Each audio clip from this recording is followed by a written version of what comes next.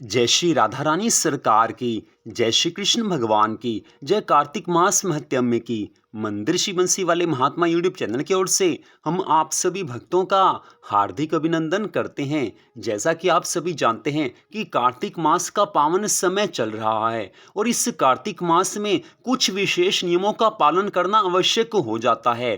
पहली बात, कार्तिक मास में प्रातःकाल स्नान के नियम का पालन करना चाहिए। दूसरी बात, भगवान जी की पूजा आराधना, तुलसी माता जी की पूजा आराधना सुबह और शाम पूरी श्रद्धा भावना से करनी चाहिए।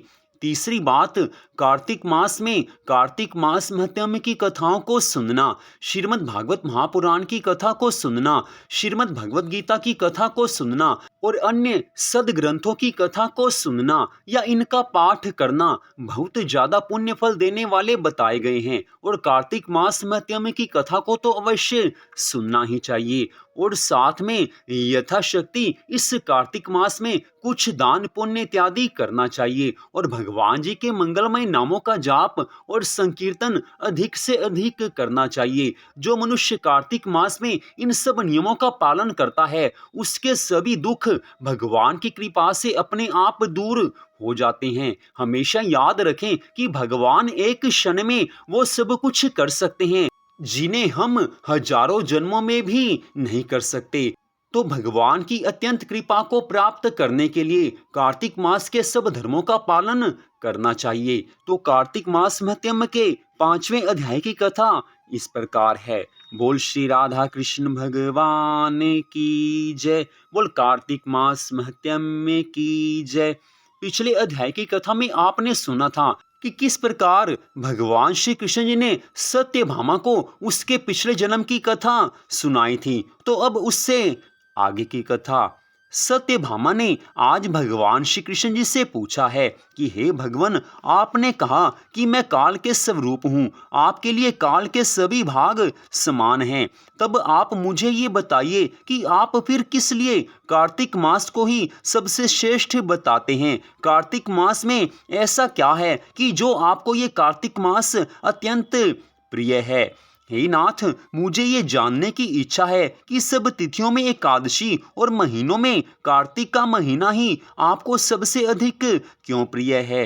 आज सत्यभामा के इन वचनों को सुनकर भगवान श्री कृष्ण को अत्यंत प्रसन्नता हुई है। भगवान श्री कृष्ण जी कहने लगे हैं कि हे कांते, तुमने ये अच्छा प्रश्न किया है। इस संबंध में मैं तुम्हें बैन के पुत्र पृथु और महर्षि नारद का संवाद सुनाता हूँ। देवऋषि नारद जी ने कार्तिक मास की श्रेष्ठता बताते हुए कहा कि पहले सागर का पुत्र शंख नामक राक्षस त्रिलोकी को मथने में समर्थ नहीं हुआ।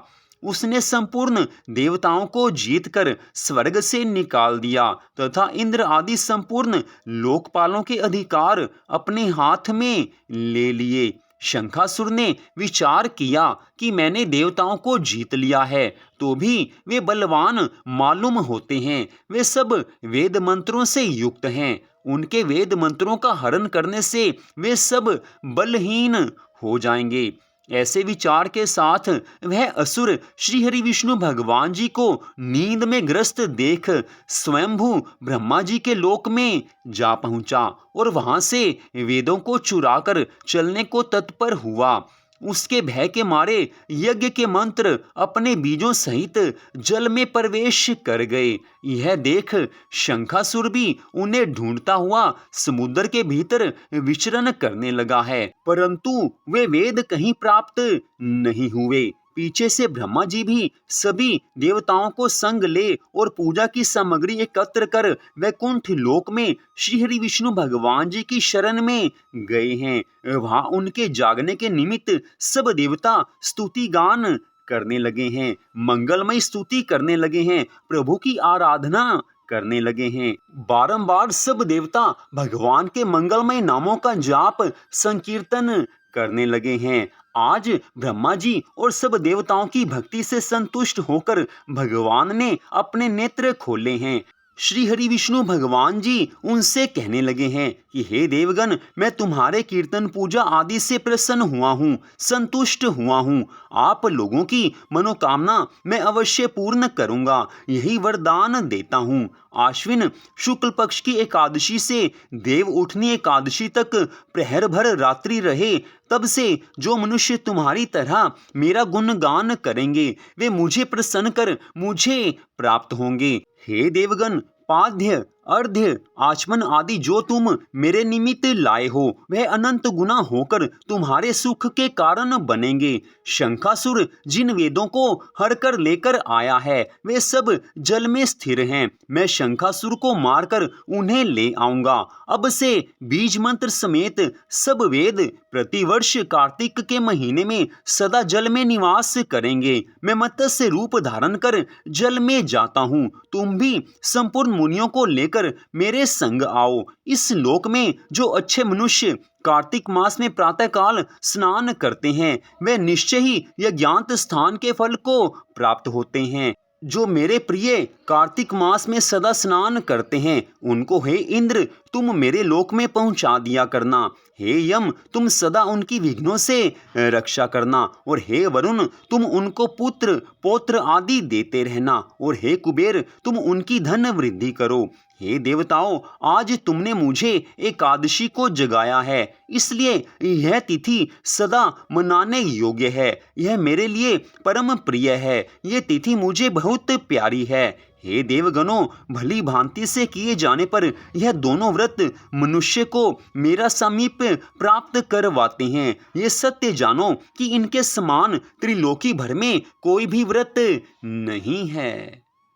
तो इस प्रकार श्री हरि विष्णु भगवान जी ने सब देवताओं को वरदान दिया है, उन्हें आशीर्वाद दिया है और उनसे कहा है कि तुम्हारे सभी दुखों को दूर करने के लिए, सब वेद मंत्रों को लाने के लिए मैं मत्स्य रूप धारण करके आज इस सागर में जाऊंगा।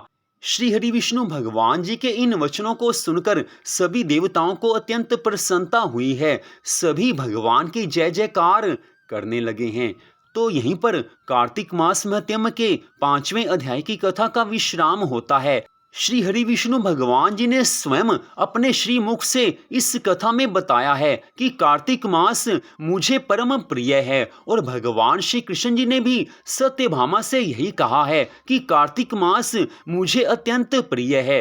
तो इसलिए इस कार्तिक मास में हम सबको भगवान की भक्ति में लग जाना चाहिए ताकि भगवान की कृपा को प्राप्त किया जा सके। तो आज की इस कथा का यहीं पर विश्राम होता है। मंदिर श्री बंसी वाले महात्मा यूट्यूब चैनल की ओर से आज की इस विशेष कथा को सुनने के लिए आप सबका हार्दिक धन्यवाद। भगवान श्री राधा कृष्ण जी की, भगवान श्री लक्ष्मी नारायण जी की, कार्तिक मास की, तुलसी माता की अत्यंत कृपा सदा आप सब पर, आपके परिवार पर बनी रहे, इसी मंगल कामना के साथ जय श्री राधा रानी सरकार की, जय श्री कृष्ण भगवान की, जय श्री लक्ष्मी नारायण जी भगवान की, जय तुलसी माता की, जय कार्तिक मास महत्म्य की। जय जय श्री राधे, जय जय श्री राधे, जय जय श्री राधे श्याम।